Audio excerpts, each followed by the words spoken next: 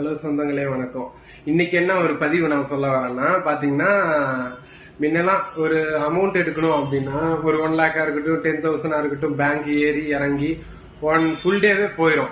But இன்னைக்கு digital லைஃபா இருக்கனால ஒரு நாளைக்கு ஜிபே, போன்பே, பேடிஎம் அதுல பாத்தீங்கன்னா 1 லேக் வரையும் டிரான்சாக்சன் பண்ணிக்கலாங்கிறாங்க. இப்ப சப்போஸ் இந்தியன் பேங்க் அப்படின்னா ஆப் இருக்குதுன்னா 20 லேக் வரையும் டிரான்சாக்சன் பண்ணிக்கலாம்னு சொல்றாங்க. டெக்னாலஜி வளர வளர இது நமக்கும் பாத்தீங்கன்னா அதுக்கேத்தாப்புல ஒரு மூவ்மெண்ட் கொடுத்துதான் நம்மளும் நகரணும்.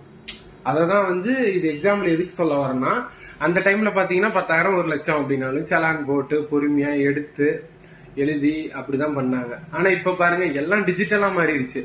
எங்க ஒன்னாலும் இப்ப சென்னையெல்லாம் எடுத்துக்கிட்டீங்கன்னா, நான் இப்ப ரீசெண்டா போயிருந்தேங்க. போனதெல்லாம் பாத்தீங்கன்னா எங்க எது வாங்கினாலும் பாத்தீங்கன்னா ஜிபே, போன்பே தான்.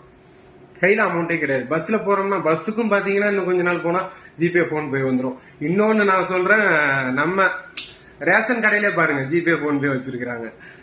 அது இல்லாத இடமே கிடையாது. மோடி திட்டம், மோடி அவர் வந்தாரு, பரவாயில்ல, ஒவ்வொன்னு டெக்னாலஜியா நல்லா தான் பண்ணி விட்டு இருக்காரு. அடுத்து 2026 எப்படி இருக்குன்னு தெரியல, பாக்கலாங்க.